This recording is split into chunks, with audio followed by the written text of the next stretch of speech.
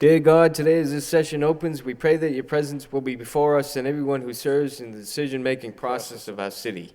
We pray for direction which will lead our city to be strong and unified. May we continue the legacy of our founders.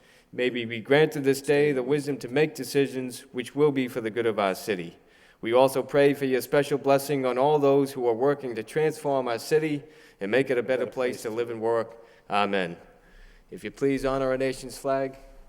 I pledge allegiance to the flag of the United States of America and to the republic for which it stands, one nation, under God, indivisible, with liberty and justice for all. Roll call, please. Councilor Elliott. Councilor Kennedy. Here. Councilor Leahy. Here. Councilor Laurie. Here. Councilor Martin. Here. Councilor Mendonça. Here. Councilor Mercia. Here. Mayor Murphy. Here. Councilor Noir. Here. 8 present. Thank you. We have city clerk's portion of the agenda, minutes of the city council meeting February 5th, finance subcommittee meeting of February 5th, and the joint municipal facilities subcommittee meeting of February 6th, as well as the city council meeting of February 12th for acceptance. So moved by Councilor Kennedy, seconded by Councilor Mendonça. All those in favor, signify by saying aye. Opposed, so voted. We have an appointment that's here tonight. Would you like to take that out of order? Yes, so Motion to moved. suspend the rules by Yeah. Councilor Mercia, seconded by Councilor Laurie. All those in favor, signify by saying aye. Opposed, so voted. Communication, appointment of Michael Deneen to the Lowell Memorial Auditorium Board. Move approval. Move for approval by Councilor Kennedy, seconded by Councilor Laurie. Any discussion? Councilor Mendonça. I'll just disclose that I serve on a board with Mr. Deneen. Thank you. And Mr. Councilor Mercia. Thank you, Mr. Mayor. And Mr. Deneen is present this evening, and he could come before the podium and introduce himself.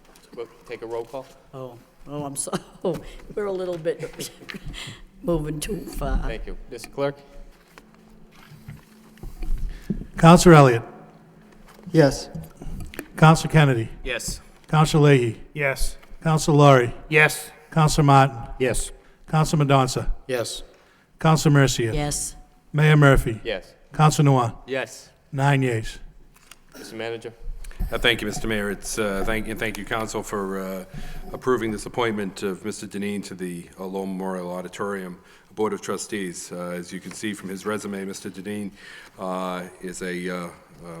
has been very involved in the Greater Lowell community for some time as a teacher, as an electrician on his own in his own business. Has extensive experience with building needs, something that the Board of Trustees is very much involved with at the auditorium, and a longtime Lowell resident, so I think he brings a lot to the table, and it was my pleasure to have the opportunity to meet with him to discuss opportunities for serving here in the city of Lowell, and this I felt was an excellent match. So, Mr. Deneen, thank you for your willingness to serve, and if you could introduce yourself to the council. Thank you, Mr. Manager. I appreciate the confidence you have in me in appointing me to this position, and I appreciate the council's approval. Mike Deneen, 190 Havilah Street. As I was kidding with this, I'm only a blow-in. I've just lived in Lowell for 40 years. But I was born in the acre, and then we moved to the suburbs. But It's very good. And anybody have any questions or any more information you'd like? I just again, thank you very much, and thank you, Mr. Manager. You didn't like the suburbs. Thank you, Mr. Deneen. Thank you. Thank you. I will return then to the city manager's portion of the agenda. We have communication from city manager, responses to city council motions and requests. Councilor Mercia. Thank you, Mr. Mayor. There's 3 items. Very briefly, I'll talk about them. I was happy to see in our packet a memorandum from Adam Bakey, and he talked about UMass Lowell issued a solicitation to developers to redevelop the property located at 152 River Place. That is good news because they have a redevelopment concept including commercial, recreational, hotel, and other uses which will complement the Songus Arena, but especially to grow the commercial tax base. So that is a great idea, and I'm very, very, very happy to hear that. It says student housing is expressly prohibited, so this would probably be a hotel with commercial space and recreational and different things that would complement the Songus Arena and add a city commercial tax base. I'm happy to see that. Having said that, there is Councilor Elliott had a motion about a law enforcement trust fund can be used to have a gun buyback program, and we learned in our packet that the Lowell Police Department will host a gun buyback program sometime in April, so that's another good piece of news. And lastly, I just want to say that we got in our packet a License Commission proposed liquor regulations, and I just want to say that I did watch it in length on TV the other night, and they did a tremendous job. They were two people new there, Christy and Cliff Krieger, and they did a tremendous job, as well as Brian Arcasian, and our solicitor was there as well. They're going to meet again Thursday, February 28th, and they're going to start at 5 o'clock to go through some more of the regulations. So there's a portion there for club fees, and I want to know if there are people that want to speak on those club fees, but that'll be good to tell the public. Thank you. Thank you. Councilor Laurie? Thank you, Mr. Mayor. I have a few that came back, I think 9 this week. And just briefly on some, the request of managers to expand the skating rink in Pawtuckville to approximately 180 feet. I know there's some debate how much use it's getting, but I'd like the councilors, when they think of this, take into consideration a couple of things. One, it's only open 2 hours a day. This is the first year we've had it up and running. It came online in January. These rinks should be really up and running in December, and right now it's open 2 hours. And really, let's take a look at what we can do if it opens at 8 or 9 in the morning, even when the kids are in school, and we keep it open till at least 5 or a couple of nights a week. And these are popping up in plenty of towns. I heard Winchester has them. I heard Haverhill has them. I know Drake. I hear them on the radio. They want to try them. And I thank the administration, the Parks Department for all their work. But as we move forward, I just ask the council to consider, when it's used, consider it's only been open 2 hours a day. We had a snowstorm of 30 inches that buried it. That, we have to get the streets open first. So there's been some other factors besides use. The information on the LPD confiscating UMass Lowell student IDs. This is in responding to disturbances. This will go a long way in helping the people over in Pawtuckville when there's parties and loud parties and things like that. So at least we know who the individuals are. The college knows who the individuals are, and hopefully we can deal with it with the college and take care of some of the situations. The human dog sled race, I asked that we look for another location. I know Councilor Mercier back in November brought in a motion, I believe it was, to notify Arcan Drive when this would come into effect. And, I talked to one of the businesses over there. They have a lot of patience. They have to cancel for the week. I guess some employees need to take a vacation day. Now with the cancellation, they were afraid they would have to reschedule doctor's appointments, dental appointments, especially for the children where it's school vacation week. So it was just the idea if we could look at a more permanent location, even if it's closer to downtown, which would probably help the businesses. Using the latest data regarding motor vehicle accidents, I appreciate the manager sending a letter to the state. We're down, I believe, over 400 accidents this year. The city's investing a ton of money into the intersections. We had a subcommittee meeting a couple weeks ago on the 10 worst intersections. The police are out there. They're patrolling the streets. They're pulling people over. And what I can't understand is when you get a ticket, the insurance companies will surcharge the individual, but yet they're still charging the citizens of this city a higher rate than the towns. for insurance. So I'd like to see them at least take a look at that and change it. The report, I'd like to thank the police department on the report on Brian's Ivory Hall.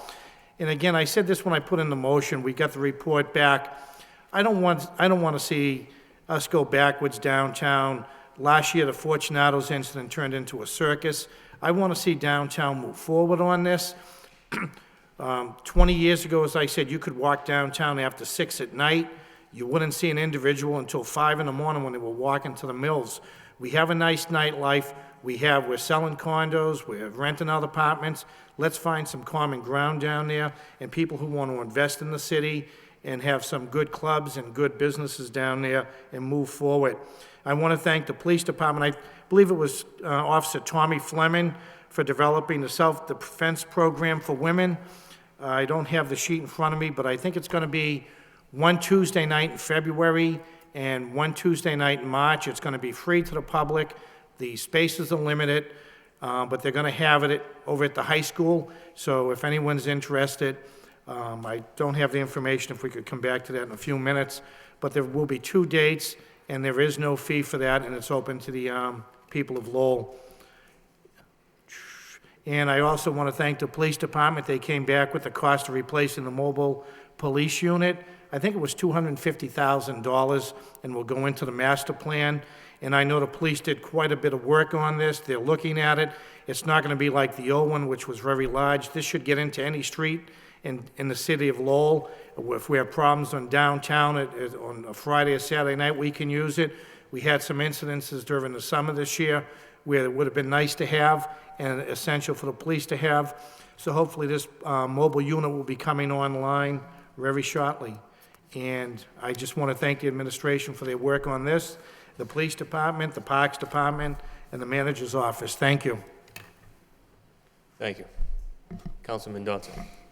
Yes, I have 2 motions that were responded to. The first one regarding the cricket fields. Unfortunately, none of our fields is large enough to actually accommodate a cricket field, and I'm sure none of us knew how much space was really needed for it. The only thing that could be that large is Regatta Field, which is controlled by the state and not the city. But I do appreciate the administration looking into it and giving us a reply so quickly. The other motion regarding the reserve parking spaces for residential, according to the report, since we've changed over, we've had a little over 1,300 parcels registered for reserve parking space.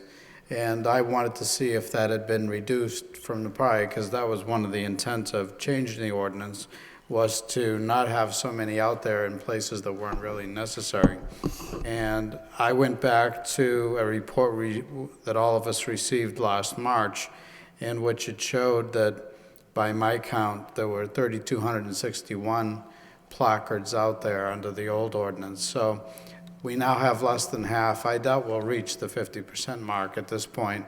So I think it has had the intended effect of providing it to those who really need it and not have so many out there in the public. So again, I appreciate receiving this information. We'll probably look into it again once it's been in place for a year. So maybe towards the end of the year, get another update to see where we are, to see if many have been added or if any of issues that have arisen with this ordinance. So I would like to thank the administration for both of those responses. Thank you. Thank you. Council Lori. Thank you, Mr. Mayor. There were 2 I missed, I'm sorry. One was the Prince Macaroni Bridge. I'd put in a motion months ago about this, and the owners of the bridge, the MBTA, came back with a very, very small sign. Councilor Elliott brought in a picture of it, I think a week or 2 ago. I know Adam Bakey's here. They have contacted them, and they're going to come out with a bigger sign over on Bridge Street, and they're going to correct that problem. And the last one had to do with the police department. I put in a motion about reviewing the safety procedures at the schools, and we did have, and I know most of the administration was there, many of the councilors a couple of weeks ago at the Stark-Loza School, the police talking about the procedures, and I believe they're having SWAT teams this week in the schools in Lowell, doing maneuvers to at least practice or try to make the schools a little bit safer if there was a problem. And I want to thank the police and Adam Bakey's departments for those reports. Thank you. Thank you. Councilor Elliott and then Councilor Noon. Thank you. We received a report on a motion that I filed regarding the handling of fire signals. And I'm glad we're finally bringing somebody on.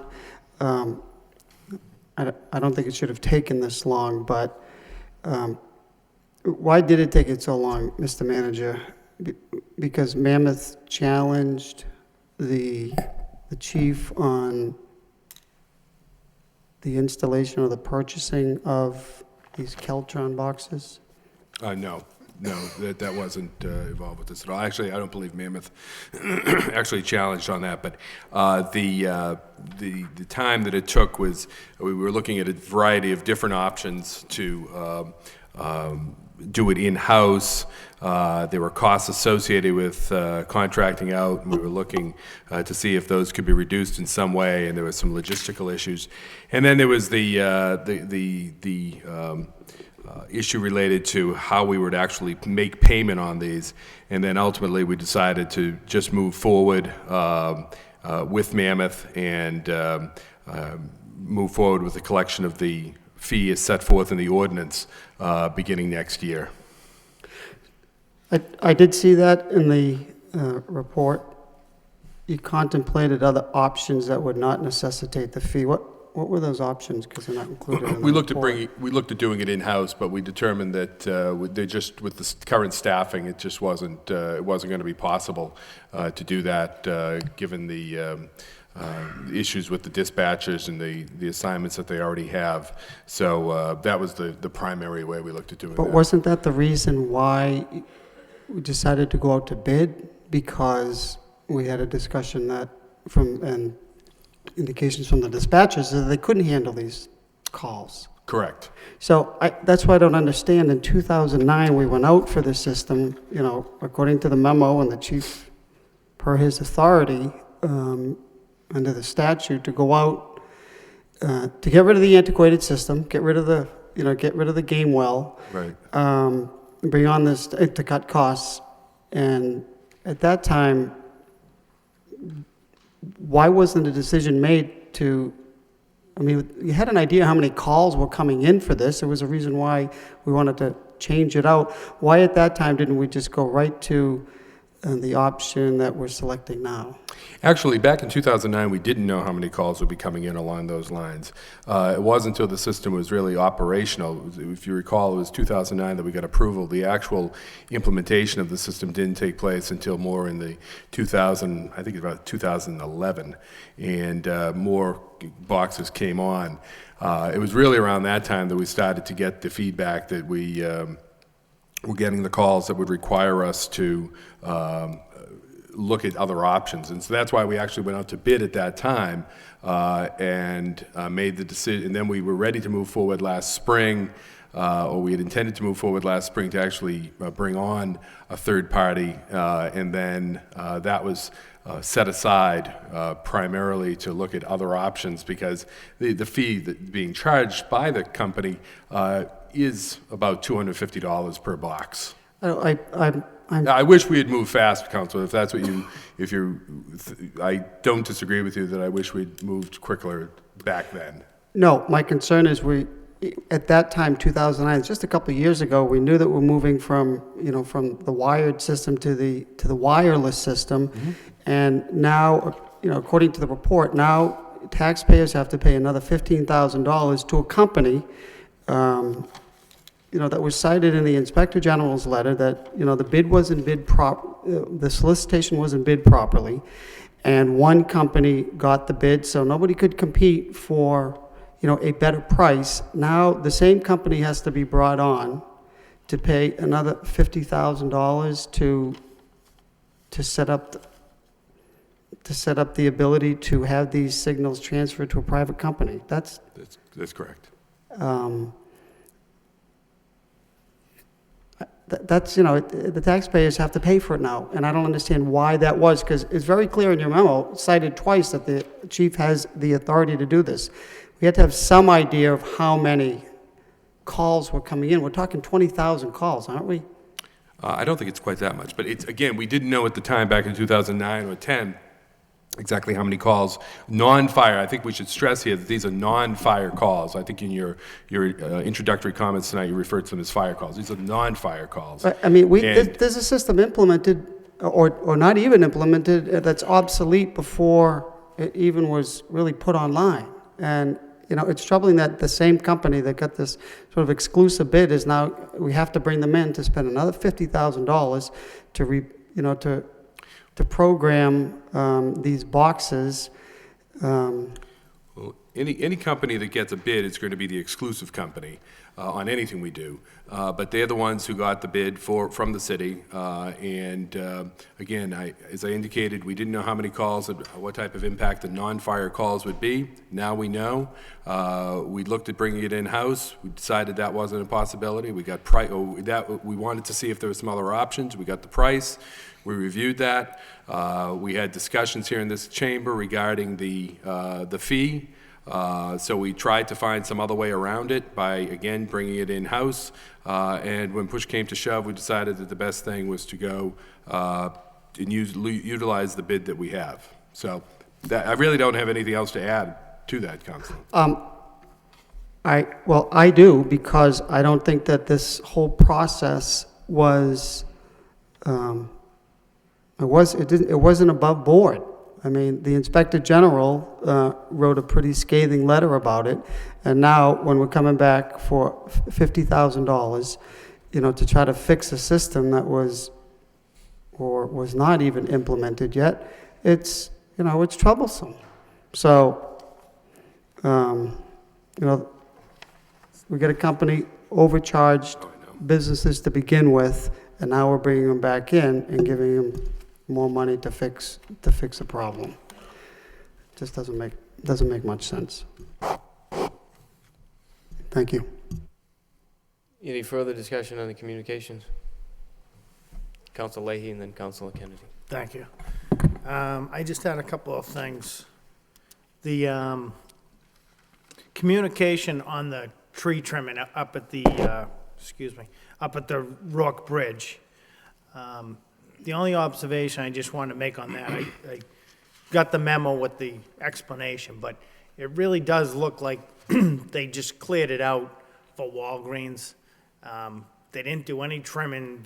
I don't know how far they expect to go back, but if you're gonna clear that section and clean it out and prune it, it looks like they could have done a better job cleaning it up, because when you drive by there now, there's debris that should have been picked up.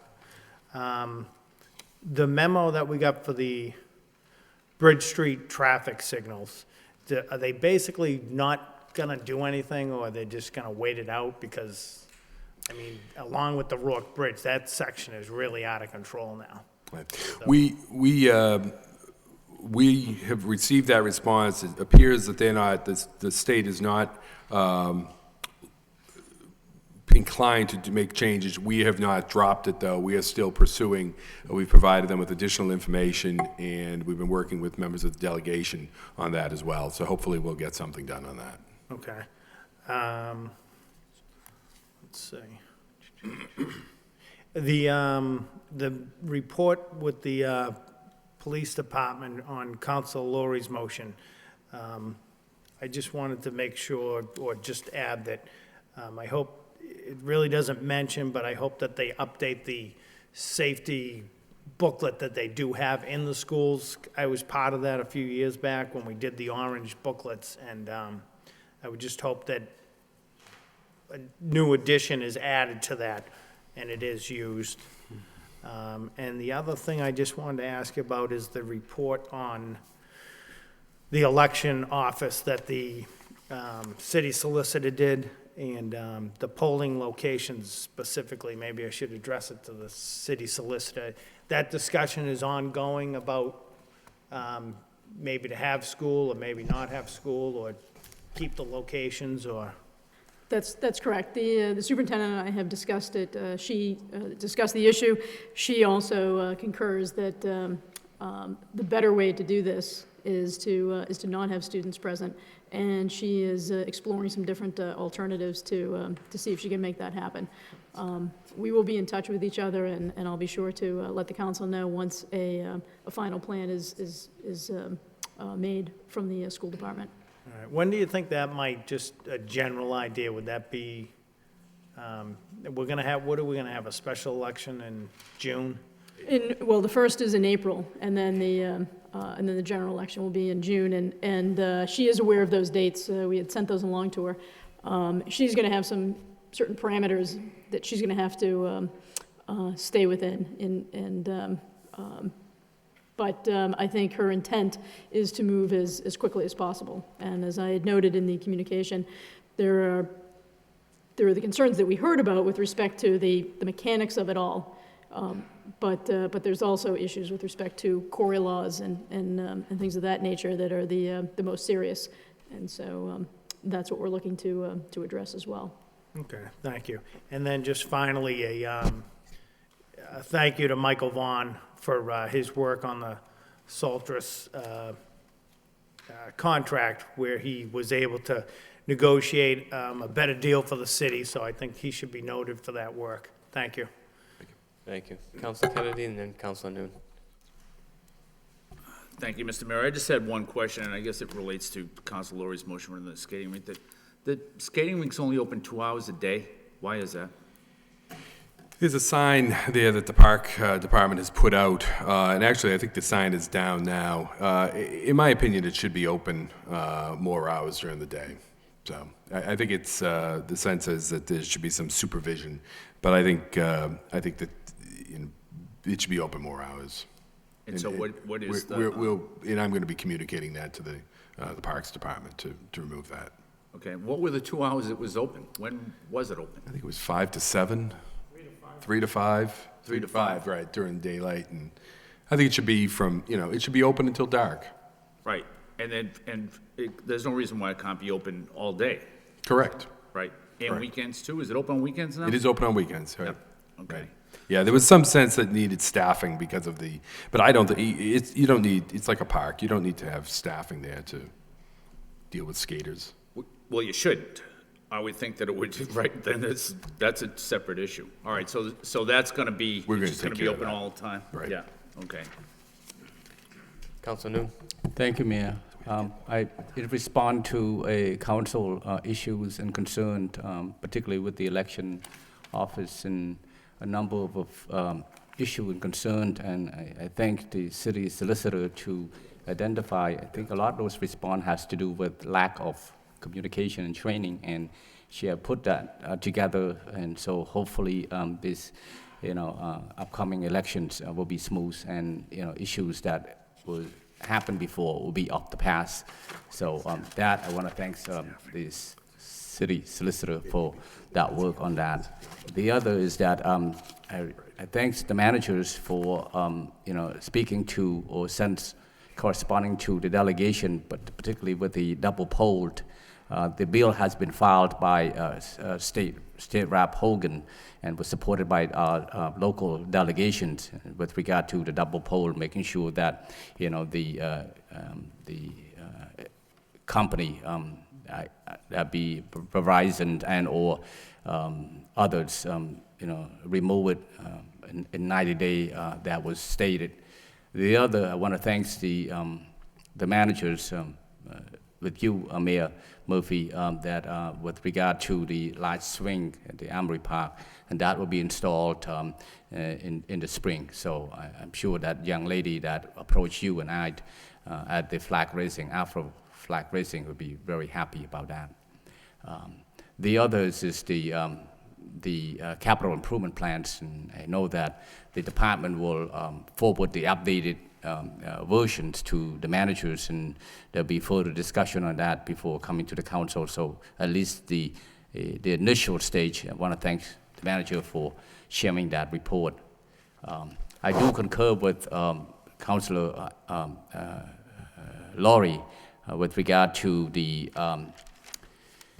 insurance, given that the number of accidents decreased this year, and not just in Lowell, but also in the state, that that the insurance commissioners, have to look into that, maybe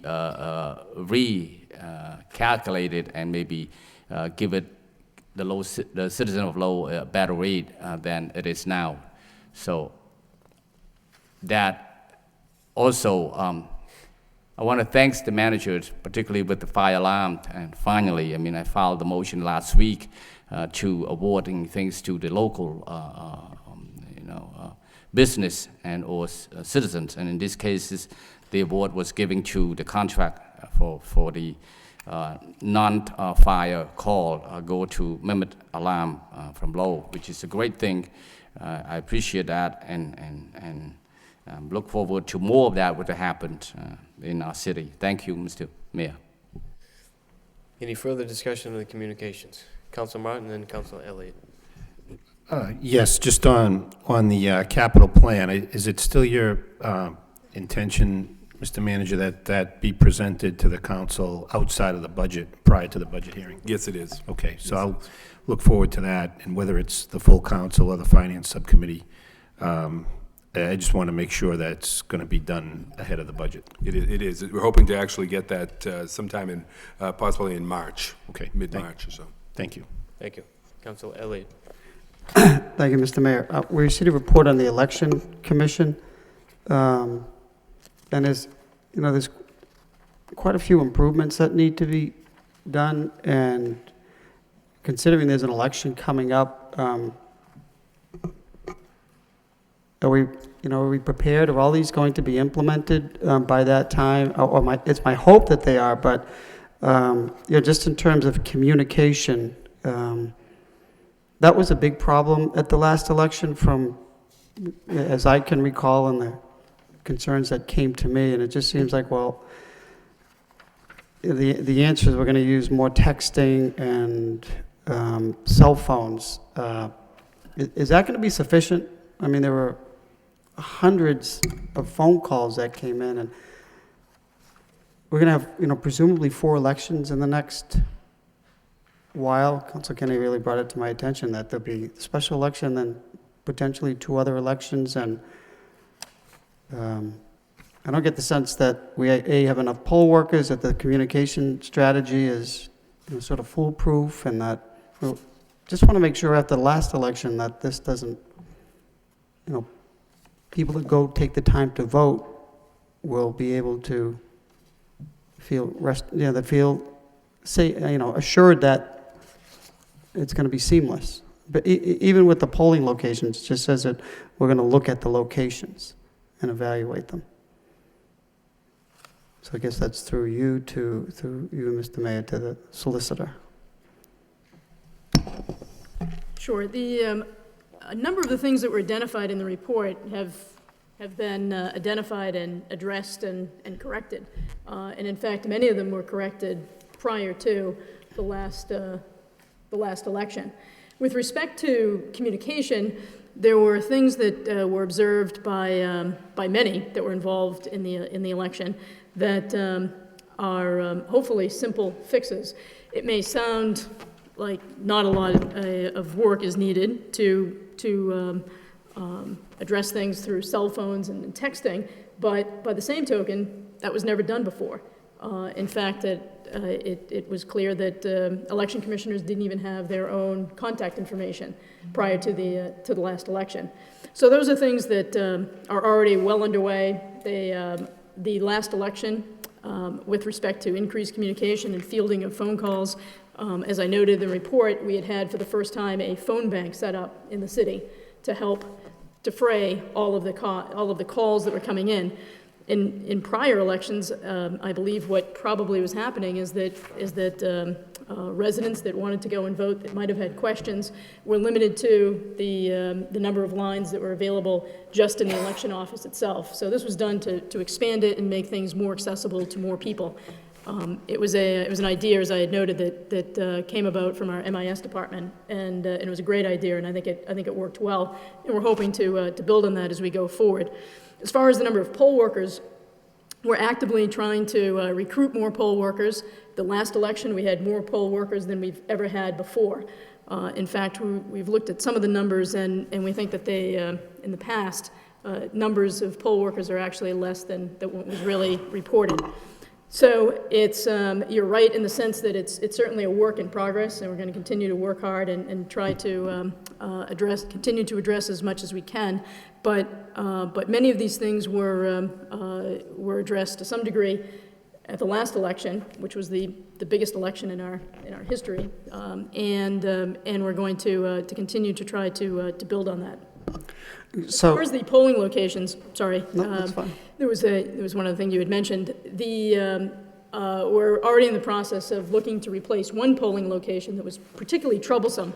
And we're also working with the school department to try to address what also was an issue that was identified.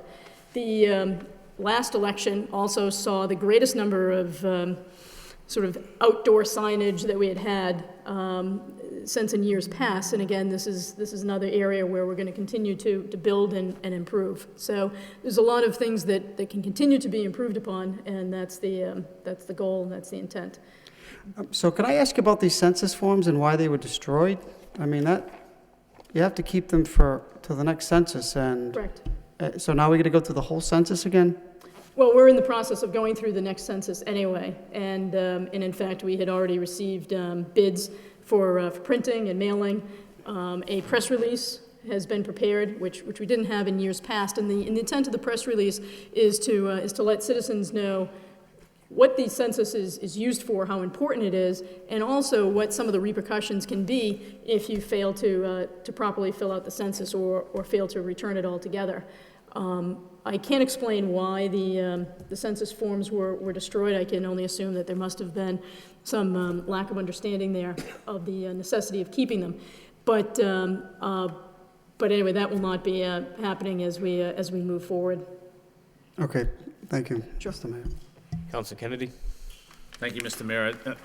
This is, your report says it's the third in a series, and I'm assuming that there's maybe more to come. At least I would hope that there's more to come. I think that the reason that this is in a response to a motion I think that I put in back in November, asking that we look into this. And I don't really want to focus on all of the problems that went on during the presidential election, and I think there were many, but you know, just as maybe you can't answer why the census data was destroyed, you probably can't answer why the training information that people received was not accurate. And I don't really want to focus on that, but what I would like is a little bit more, something a little more concrete about what type of training we're going to have for the new people and how we're going to do that and when are we going to do that.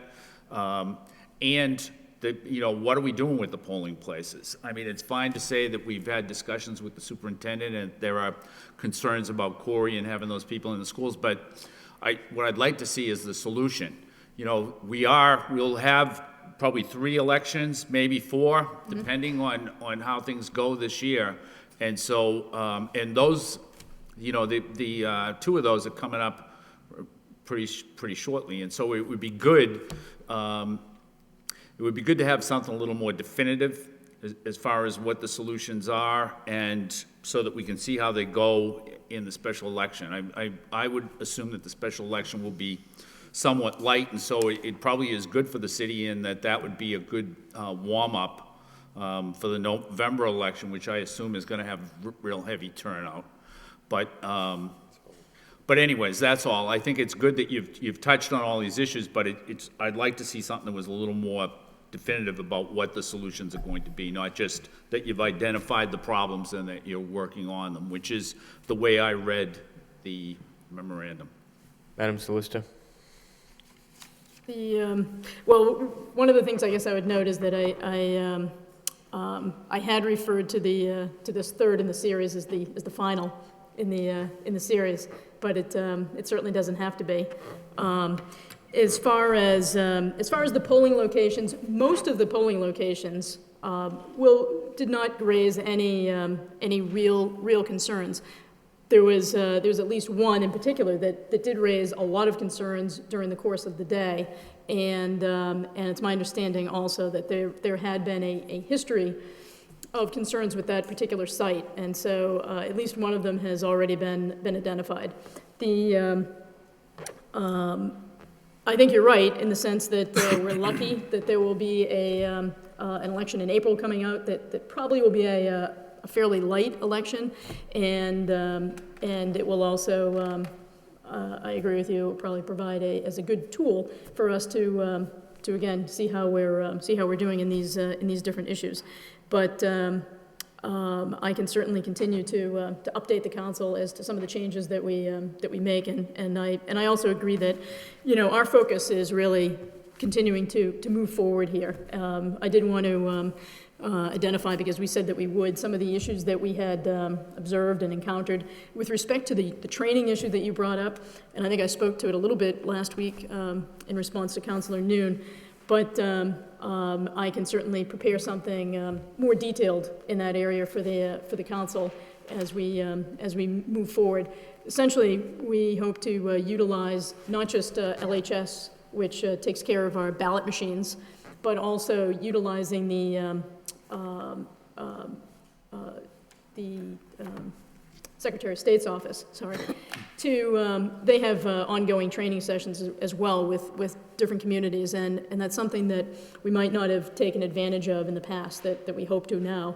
The big change that you'll see with respect to training, and I had indicated this last week, is providing a training manual to those who attend, and I think that's something that, again, it's a fairly simple thing to do, but I think that the effectiveness hopefully will be there because people will have something right in front of them as they're getting their training in these different areas. They'll be able to take notes in it. They'll be able to take it home, and they'll also, most importantly, be able to take it to the election with them. So I can sort of include some of those other details for the council as well. Okay, Mr. Mayor, I think it's good that we're looking at the training, but do we have the training manual, or does the Secretary of State's office provide a training manual? Is there one in place, or, and so, just let me go through this. And so, I guess what I would like to know is that, yeah, there's gonna be training, and whether or not it's gonna be mandatory, and if it is, then is it like a 1 hour, 2 hour session that everybody must complete before they're able to work on election day? And I think, unless I'm mistaken, that we're still down employees in the elections office, and so that can't be a good thing. I would have to think that we would be better off if we were fully staffed going into these elections than to be down a couple of employees. And also, the school thing is something that can't linger. I mean, if we're going to be finding other places for people to vote, and certainly, I mean, I think I've always voted in the same place for almost my entire voting career. And I'm not the only one. I mean, I think there's a lot of people like that. And so all of a sudden to change it, if you're not going to suspend school for that day, that's kind of a big thing. And something that I think we're better off if it's addressed sooner than later. And so, I think that your report is a good report, but I think that it still leaves a few questions that are unanswered that I would like to have answers to going forward into this election year. Madam Solicitor. That will be in the fourth of my series of reports. Okay, thank you. And I agree with you. The school issue is one that both the superintendent and I are working on. And as far as the training will be mandatory as it has been in the past. So all the increased people that we had working the polls, we ended up having a special training session last time on a Saturday to make sure that everybody had the training before they get in there. Same with the interpreters. Thanks, Councilor. Thank you, Councilor Mr. Mayor.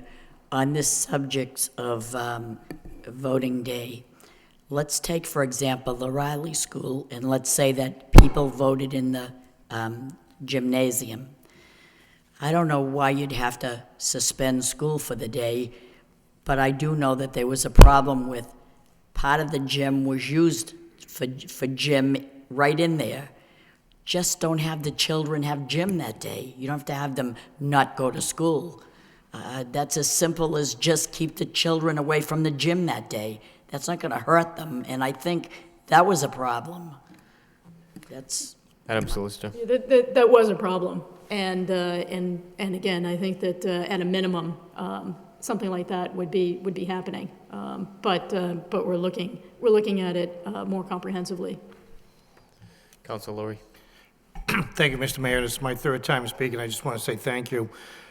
Before we close in these schools, and I know there was some issues, and as Councilor Mauricio says about the gym, how many children we have in the Lowell school system and the daycare issues we're going to create just closing school. For a lot of families, that's a major, major issue. And before we go any further, you know, that's maybe something we want to think about, because there are a lot of families who it's really an inconvenience to just take those kids out of school. Of course, if it's, I think it was Councilor Lowell one time said maybe if it's Parents Teachers Day or Teachers Workshop Day, but to just close the schools, and it's just creates a lot of problems for a lot of families. Thank you. Any further discussion? Entertain a motion to accept and place on file. So moved by Council Kennedy, second by Council Mendonça. All those in favor, signify by saying aye. Opposed, so voted. Next, we have a communication from the city manager. Request approval of out-of-state travel, 3 for the police department and 1 for the career center. What's the wish of the council? Take them all together, Mr. Mayor. Motion to take together And move approval. and approve. Yes. So moved by Council Mercia, second by Council Lori. Roll call, please. Counselor Elliott. Yes. Counselor Kennedy. Yes. Counselor Leahy. Yes. Counselor Lori. Yes. Counselor Martin. Yes. Counselor Mendonça. Yes. Counselor Mercia. Yes. Mayor Murphy. Yes. Counselor Nguyen. Yes. That's 9 yeas. Next, we have a communication to reappoint Deborah Grossman to the Lowell Historic Board. Council Lori. Move to approve. Move for approval, second by Council Martin. Roll call, please. Counselor Elliott. Yes. Counselor Kennedy. Yes. Counselor Leahy. Yes. Counselor Lori. Yes. Counselor Martin. Yes. Counselor Mendonça. Yes. Counselor Mercia. Yes. Mayor Murphy. Yes. Counselor Nguyen. Yes. 9 yeas. We have under subcommittee reports, the Rules Subcommittee of February 19th, 2013. Council Kennedy. Thank you, Mr. Mayor. The Rules Subcommittee met at 5:30 today. It was a constructive meeting, and we went over a review of the open meeting law, and basically, we're asking that if people are interested in suspending the rules at any given meeting, that they communicate with the mayor and go over the parameters of that suspension of the rules. And also, the city solicitor has agreed to provide each member of the city council with a copy of the open meeting law, which is also available online. And then hopefully that will correct any problems that we might be having with the open meeting law. Thank you. Any further discussion? Councilor Elliott. I just have a report from the Handicap Commission. We meet every month, so I know it's not on the agenda, but does it have to be? Perhaps Councilor Kennedy would like to speak to that. If we Hey, throw it out there, see what happens. If we could wait till next week to put it on the agenda. Okay. Thank you. Any further discussion? Entertain a motion to accept the report as report of progress. So moved by Councilor Mendonça, seconded by Councilor Lori. All those in favor signify by saying aye. Opposed, so voted. Under general petitions, we have 1 claim for property damage. I'd entertain a motion to refer to the Law Department for report and recommendation. So moved by Councilor Mercia, seconded by Councilor Lori. All those in favor signify by saying aye. Opposed, so voted. Next, we have motions. Councilor Leahy. Thank you. Just one quick question on this. Where this goes to the law department, this seems to be a little different. Would we get a report back on this? Madam Solicitor. It's a little different than just a petition for claim for damage. The snow plowing damage? Mr. Manager. It's not unlike any of the other, it's not Well, unlike other. It's a little different. I Yeah. mean, when you read the report, considering what happened, it really wasn't. If we could just get a report back on this one, I'd appreciate it. Leave it. Sure. Thank you. Okay, that is the motion, so. Next, we have under motions, Councilor Mercia and Councilor Elliott, request the mayor prepare a citation to Pawtuckettville Citizens Council in honor of their 40-year anniversary, dedicated service to the neighborhood, as well as present the citation to them on Tuesday, March 5th. Thank you. Councilor Mercia. Thank you, Mr. Mayor. Now, I know that every neighborhood group, and I think there's between 14 and 16 neighborhood groups, they're all vital to the fabric of the city, and that they supervise and direct a betterment in their respected area of the city. So they're all vital people, and the groups are wonderful. But I believe that I'm singling this group out because they've been there the longest, I believe, 40 years. They go back all those years with people like Angelina Kosmowski and Vito Yancey, and over the years we've got to meet Al Hebert and Ray Willett, and it still continues to this day. This is just one of many, and that's a long time, 40 years. In 1973, it seems they put this meeting together, and it blossomed into something great and sustainable for all these years. I think it's incumbent upon us to recognize such dedication for their area of the city and present the citation to them at a public meeting, and I think March 5th would be a good time to do that. There would be plenty of time to prepare for that. I'm not saying that the others aren't just as good, but 40 years is a long time. And so I think it's a worthwhile motion, and I'd like to honor those people. Thank you. Sure. Councilor Elliott. Yeah, Council Mercer really said it very well, but 40 years is their 40th anniversary, and I can speak firsthand the time and effort, and it's really a thankless job to be on a board. I served on the executive board for a number of years, and you're really protectors of the neighborhood at the closest level of government to the neighborhood, and people that serve throughout the last 4 decades, I think it's a nice gesture to recognize them. And people serve, they put hours and hours, hundreds of hours on these boards, and they do it because they love their neighborhood. And I think this is a nice way to thank them and to recognize them for the service they have given to the city. Not just the city, but the neighborhood as well. So I think it's a good motion, and when other neighborhoods achieve such a goal, I think we should do the same. But I think it's a good idea. So thank you. Any further discussion? All those in favor, signify by saying aye. Opposed, so voted. Next, we have motion by Councilor Laurie. Request the city manager have the Inspectional Services Department and Treasurer's Department develop a system of sharing information regarding unpaid tax bills. Seconded by Councilor Kennedy. Councilor Laurie. Thank you, Mr. Mayor. This motion really speaks for itself. When you go to pull a permit, a contractor, he goes to the Inspectional Services Office, then he has to go down to the Treasurer's Office, see if the property has any back taxes before they'll give the permit. The idea here is just if we could exchange information between the two departments, it would save them a trip. For a lot of the contractors, time is money, and if they're going back and forth between the different departments, it's lost time for them. It's my understanding it might be a state law that the Treasurer's Office has to sign off on it. But if we do it electronically and the Treasurer's Office sends up a report saying that it's fine, that the taxes are paid, is that signing off on it? I'm just trying to help a lot of the contractors and people pulling permits, saving them some time at City Hall. Thank you. Thank you. Any further discussion? All those in favor, signify by saying aye. Opposed, so voted. Next motion by Councilor Noon. Request the city manager provide statistics concerning homeowners versus rentals, the number of owner-occupied housing versus non-owner-occupied housing, and further break down the data by the number of units. Seconded by Councilor Mercia. Councilor Noon. Thank you, Mayor.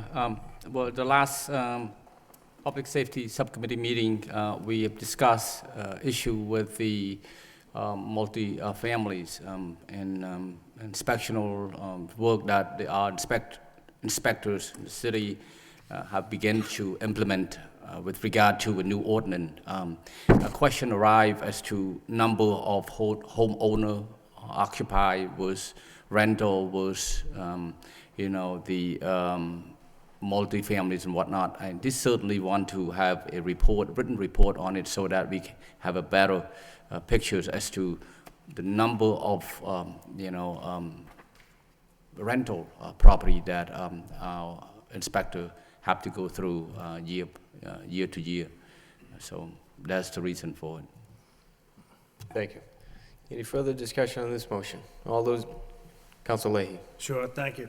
On the reports that we got regarding the ordinance, I would think this information through you to the manager was pretty accurate, though? I mean, we didn't cross-reference any, if it's a home, if it's a two-family owner-occupied, you wouldn't have counted that as two rentals, would you have? Or do you think the department, I'm wondering, I think the numbers were pretty accurate, but. I think they were accurate. I'd have to check with Mr. Bakey on that, Okay. just to verify that, though. All right. Council Kennedy. Yeah, I might be mistaken, but I think Mr. Beatty's figures come from the census. And if they do, then it would just be every person, whether they're in an owner-occupied place or whether they rent. So if there's a two-family, you'd have one of each for every one, at least one of each for most two families. But it's kind of like that. But I think I don't know that the city should have probably a better grasp on that than what we do. But I think that, as far as I know, and I think that I brought this up with Mr. Biggie before, I think that we just rely on the census. Thank you. Any further discussion? All those in favor, signify by saying aye. Opposed, so voted. Next motion by Councilor Noon, request the Election Commission consider proactive measures that might improve or that might remove inactive voting status from the voter list before Election Day to avoid long lines at the polls. Seconded by Councilor Mercia. Councilor Noon. I think, City Solicitor O'Connor has probably addressed these issues already, so if not, I think this is one of the issues that we need to address among other issues. And I know that, as I indicated earlier, that the problem of the past will be the past, hopefully by April. Thank you. Thank you. Madam Solicitor. Just quickly, the issue with respect to the inactive voter status was addressed prior to that last election, and there shouldn't be any change between now and the upcoming elections. Sure. Thank you. Any further discussion? All those in favor, signify by saying aye. Opposed, so voted. Motion by Councilor Noon, request the city manager report to the city council on the number of estimated retirements of police officers and firefighters for the next 5 years. Seconded by Councilor Mercia. Councilor Noon. Thank you, Mayor. The motion speaks for itself. And Thank you, Councilor Noon. Any further discussion? All those in favor, signify by saying aye. Opposed, so voted. Next motion by Councilor Noon, request the city manager prepare a report on the cost of the latest snowstorm and any future recommendations regarding snow removal. Second by Councilor Mendonça. Councilor Noon. well, just want to know how much NEMO costs us, so if you can give us a report on that and, any future recommendation, how we can do a better job. I know Mr. Snow and his staff have done a great job, but, there's always room for improvement, so I'm looking for that room for improvement. Thank you. Councilor Leahy. Thank you. I just want to add on this one that I think when the Downtown Business Association meets, I believe they meet once a month, I'd like to see more of a cooperation downtown on the main roads. I think that they shouldn't be relying on the city as much. There should be an understanding that maybe they could do the first 20 feet out to the curb or whatever, however wide the sidewalk is. There's no reason that we should really be going up close to the doorways. And I mean, our main goal is to do the roads, get the embankment off the sidewalk. And if there's an incentive or a way we can cooperate with the business owners, they should be able to shovel out just like a residential and try to help you out and get it away from the doorways and the window shops. I think that would really improve what we do downtown, make it faster. And then, we get 1 or 2 extra roads out. I mean, they did a great job last week. But if we could speed that process up, everybody would benefit from it. So I think that should be one of the recommendations that we could work with downtown to help us get the snow out of the way. Thank you. Thank you. Any further discussion? All those in favor, signify by saying aye. Opposed, so voted. Next motion by Councilor Elliott, request the city manager provide additional information on the parking kiosks.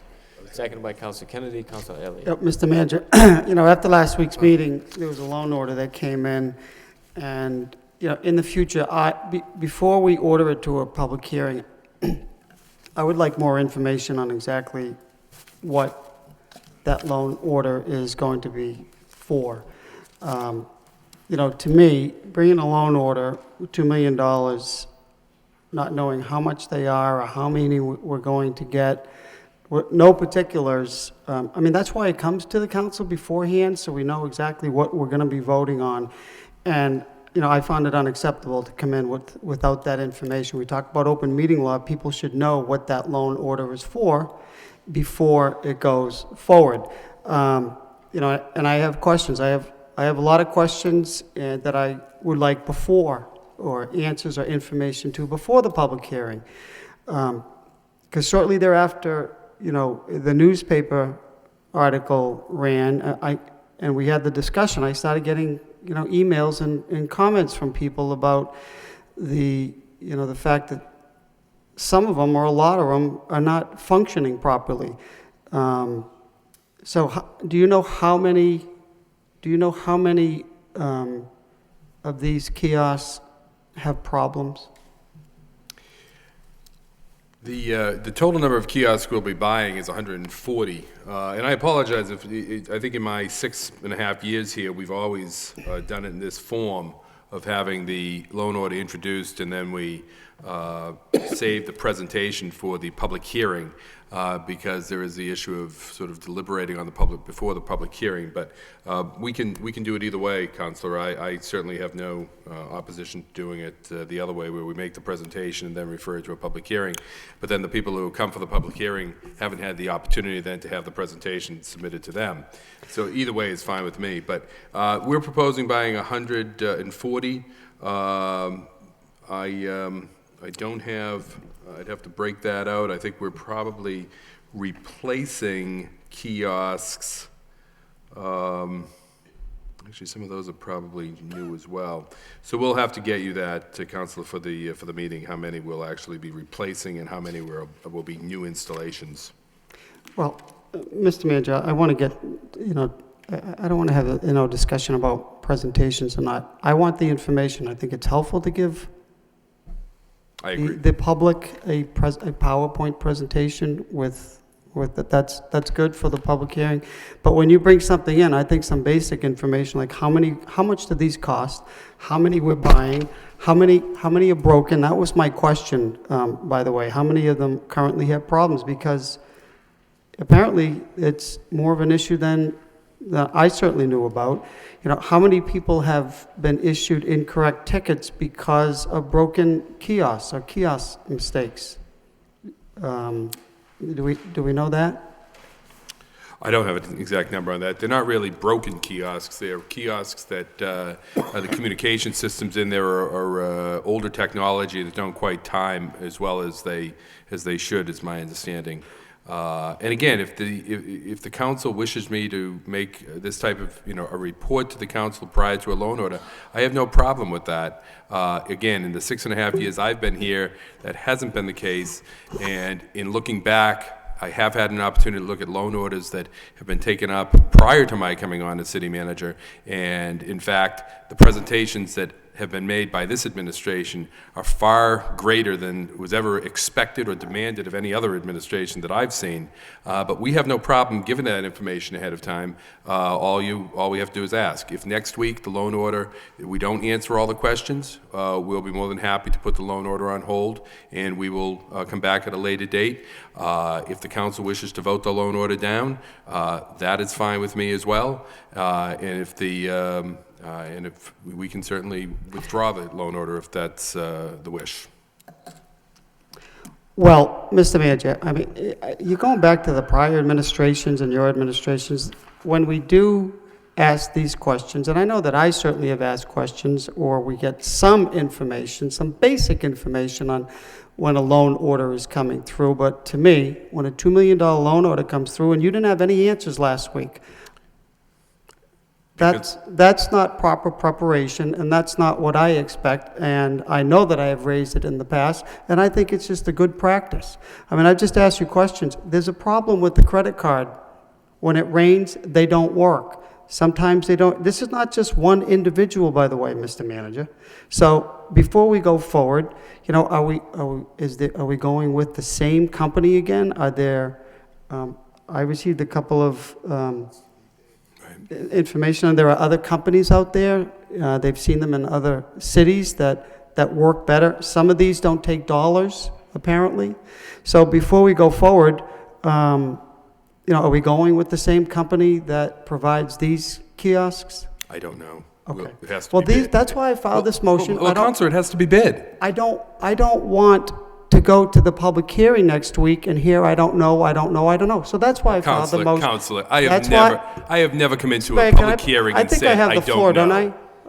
He's answering your question. I think I was speaking, so if we're going to use the rules, then you really have no problem gaveling me down, so I think you Counselor, should do the same to the manager. You're asking a question, he's going to answer the question. Well, can I finish asking the question first? Thank you. Go ahead. So are we going with them or not?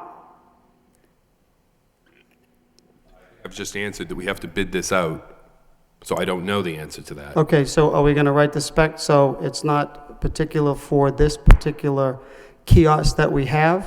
We're going to we bid have- them out so that anybody can bid. So when we have bid them out in the past, do we have different ones, or we have just one particular brand? I think in the past, they were bid out so that anybody, but they were, there was the Central Parking did much of that bidding before, and of course, we've changed that. Okay, well, again, as I was saying before, I just want the information beforehand, so we're not getting these answers now, and next week when the hearing comes, I'll be prepared to make an educated decision. That's all. Thank you. I'll be the first. Counselor Kennedy. Mr. Mayor, thank you. When this came up last week, maybe everybody forgets, but I asked, when it came up last week, for some of this information, and because it is a $2 million loan order, and that's a lot of money, even these days, it's just a lot of money, and so if there's 140 kiosks, one of the questions I think that I asked last week is how many would be new and how many would be replacement kiosks? And secondly, where would they be going? And most importantly, how quickly would we recoup the $2 million? I don't know if you remember any of that, but I think the response, at least to the last question, was that it would just take a couple of years to get most of that money back. It is troubling to me that the kiosks, that we have some that don't take credit card, but that the ones that we have now, they don't take dollar bills either. So you gotta have change. At least on Merrimack Street, they don't take dollar bills. So I'm not sure, you know, if we're going to buy these things, then, and we're gonna approve this, then we should be sure that we're getting something that's going to be functional over the long term. Now, part of the reason for the $2 million loan order is because when we purchased them, when the city purchased them several years ago, some of the purchase was not functional over the long term. And that's part of the problem that you cited last week, was that somebody can put money in and walk away and it won't register, and so the meter maid can come and give them a ticket thinking that nobody's put any money in when in fact they have. And so I'm assuming that part of the reason, or part of the rationale that you gave last week, was that this would be shortened from a time of, I don't know, 15 minutes to a time of just a couple of minutes, whatever it may be. But beyond that, and even if that works well, it seems to me that they should be able to accept paper money. And I know that I've been in other cities where where they have accepted paper money and credit cards. And so, but I also think that a big part of it, and one of the major questions for me, is how soon are we getting the money back? How much revenue is it going to generate? And how many of the 140 are new, and how many are just replacements? And where are they going? Now, you know, I don't need that information tonight, but I asked to have that, last week, I asked to have that meeting in advance of the public hearing so that every member of this council would be able to make a thoughtful and informed decision. Mr. Manager. Counselor, I believe, and I'll go back and review the tape, I believe I indicated last week that we would have all that information at the public hearing.